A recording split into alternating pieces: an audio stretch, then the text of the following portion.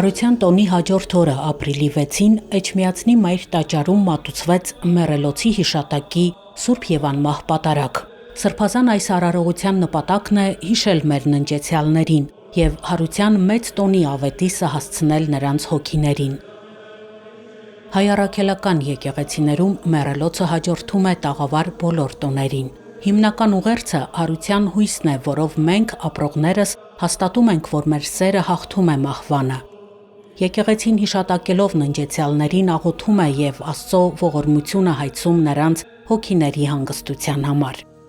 Պատարագից հետո կատարվում է հոգեհանգստյան արարողություն, մարդիկ այցելում են հարազատների գերեզմաներ։ Մեռելոց արարողությունը մեր երախտագիտության ու հարգանքի արտահայտությունն է մահացածների հանդեպ։ Տեր Անանիա վարդապետ Ծատուրյանը Գործք առաքելոցից ընթերցեց այն հատվածը, որում խոսվում է Հիսուս Քրիստոսի հարության մասին։ Պատարագիչն էր Մաղաքիա Աբեղա Տեր Մկրտչյանը։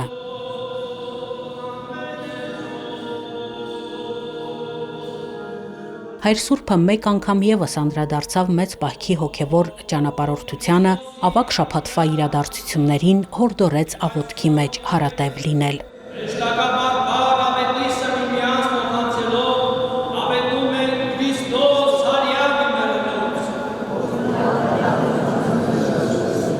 Ապրիլի 6-ին է նահատակվել Խորեն Մուրադբեկյան ամենայն հայոց կաթողիկոսը։ Գարեգին II հայրապետը այդ օրը հռչակել է համայնավարական բռնապետության տարիներին նահատակված հոգևորականների հիշատակի օր։ Նրանց հիշատակն անմահացնող հուշապատին արձանագրված են նահատակների անունները, քահանաների, վարդապետների եւ եպիսկոպոսների, հարյուրավոր եկեղեցականների, որոնք ենթարկվեցին հալածանքների, աքսորվեցին ու գնդակահարվեցին։ Այս հուշապատը, որ կառուցվել է Գարեգին II ամենայն հայոց կաթողիկոսի նախաձեռնությամբ, հայոց եկեղեցու նորագույն պատմության ամենագեղեցիկ խորհրդանիշներից մեկն է։ Հուշապատի մոտ հոգեհանգստյան արարողություն կատարվեց։ Ներկային Մայրաթոռի միաբաններ, հավատացյալներ։ Արարողությունը հանդիսապետում էր Մայրաթոռի արարողակարգի եւ արտաքին հարաբերությունների բաժնի տնօրեն Տեր Նաթան arczepiskopos Հովանիսյանը։ Իր խոսքում Սրբազան հայրն անդրադարձավ եկեղեցու նկատմամբ իրականացված բռնաճնշումներին, որոնք սակայն երբևէ իզորու չեղան սասանելու հայ մարդու եւ հայ հոգեվորականի հավատը։ Հարության ավետիսով մենք ավետիս ենք տալիս նաեւ մեր բոլոր ննջեցյալներին։ Մեկ անգամ եւս հաստատելու նրանց հույսը հավիտենական կյանքի Եվ այս ավետիսը մեզ հիշեցնում է նաև այն խոսքերը, թե ով Քրիստոսի հետ կմեռնի, Քրիստոսի հետ էլ հարություն կա։ Սիրելի մեր քույրեր, եղբայրներ, սիրելի հոգևոր եղբայրներ, այսօր մենք կանգնած ենք մի հուշարձանի առջև, որը որ երբևէ ցանկալի չէր լինի ունենալ։ Ստալինյան շրջանի բռնադատված հոգևորականների հիշատակի այս պատը ու խաչքարը։ Հոգևորականներ, ովքեր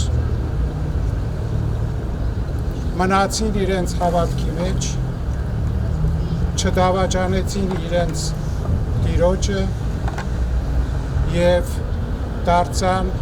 վկաները Հիսուսի հարության։ Բոլշևիկյան իշխանությունները վերացրեցին բոլոր այլախոհ կուսակցությունները եւ նրանց համար միակ վտանգավոր ախորյանը մնաց Քրիստոսի եկեղեցին։ Քրիստոսի եկեղեցին, որը մշտապես քարոզել է իսկական ազատություն, ոչ թե արհեստական։ Քրիստոսի եկեղեցին, որը մշտապես պայքարել ու քարոզել է իրական խաղաղություն, այլ ոչ թե շինծու ձևական խաղաղություն։ Եվ այս ամենը չէր կարող հանդուրժել այն ժամանակվա իշխանությունները։ եւ պետք էր որպեսի անպայմանորեն բոլոր կերպերով քրիստոնեությունը եւ հատկապես քրիստոնեական եւ ազգային քրիստոնեական եկեղեցիները ոչնչացնել։ Պատճառը այս էր. ունենալ միահեծան իշխանություն եւ որևէ մեկը հանկարծ չհամարձակի հեղինակություն ունենալ կամ այլ մտածելակերպ։ Պատմության ընթացքում մենք հայերս, մենք քրիստոնյա լինելով այսպիսի վիճակների հանդիպել ենք սկսյալ ավարայրի ճակատագրից։ Երբ Պարսիկ թագավորը ասում էր, թե հայի մարմինը կարող ենք ստրկացնել, բայց նրա հոգին չենք կարող ստրկացնել, չենք կարող գրավել, որովհետև նրա հոգին Հիսուսի հետ է։ Եվ հայը ապացուցեց, որ իր հոգին Հիսուսի հետ է, եւ ոչ մեկը այդ հոգին չի կարող մերձնել, նույնիսկ եթե կարողանա մարմին մերձնել։ Այդպես եղավ շատ ու շատ տարերի ընթացքին տարբեր արտաքիններ թշնամիների կողմից։ Եվ ցավոք այսօր հայ եկեղեցին վերապրում է նույն վիճակը։ Իրական խաղաղություն, իրական ազատություն, հոգու փրկություն, անմահություն, այդ ամենը, որ հանձին յուրաքանչյուր հայի հավիտենական է դարձնում հայոց ազգը։ Ազգը իր ոգով, իր ոգեկանությամբ, ազգը որպես կարևոր մի մաս համամարտկային ընտանիքի։ Եվ այսօր ևս հայ եկեղեցու դեմ, այո, կան հալածանքներ, այո, հայ եկեղեցու դեմ շինծու ու մտածածին տարբեր մեղադրանքներով սահմանափակումներ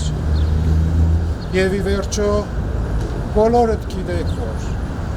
ինչպես այն ժամանակներում այսօր ևս դատապարտվում են բարձրաստիճան հոգևորականներ, բանտ նետվում ազատության խոսքի համար, դատապարտվում խաղաղության ոգու համար եւ իրական հավատքի համար։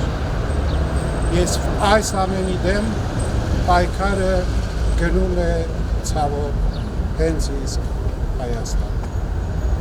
Սակայն ինչպես որ մեր անցյալ դարի եղբայրները, ովքեր որ նույնիսկ գերեզման չունեցան, նրանք կարողացան իրենց համար անձեռակերտ գերեզմաններ ունենալ, անձեռակերտ հուշարձաններ ունենալ, որ էր իրենց հավատքի վկայությունը, որ ամեն անգամ երկնքից իջնում է մեզ ուժ տալու, մեզ ասելով, որ մի վախեցեք նրանցից, ով կարող է ձեր մարմինը մերձել, այլ վախեցեք նրանից, ով ձեր հոգին կարող է կերել։ Եվ մենք այսօր աղոթք ենք բարձրացնում բռնադատված մեր բոլոր եղբայրները, ի թիվս որոց նաև վկա ու զոհ դարձած ամենայն հայոց կաթողիկոսի, որը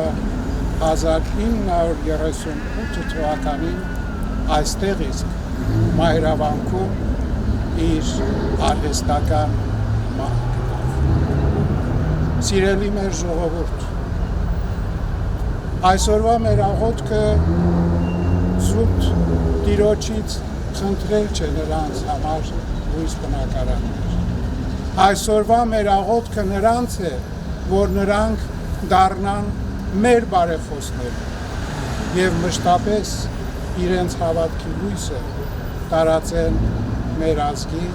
մեր ժողովրդի։ Եվ որպեսզի այն,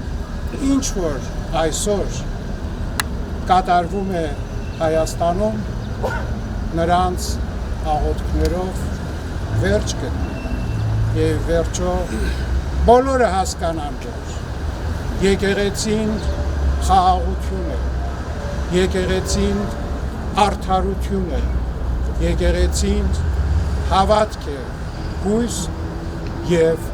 հավիտենական կյանքի ճանապարհ։ Թող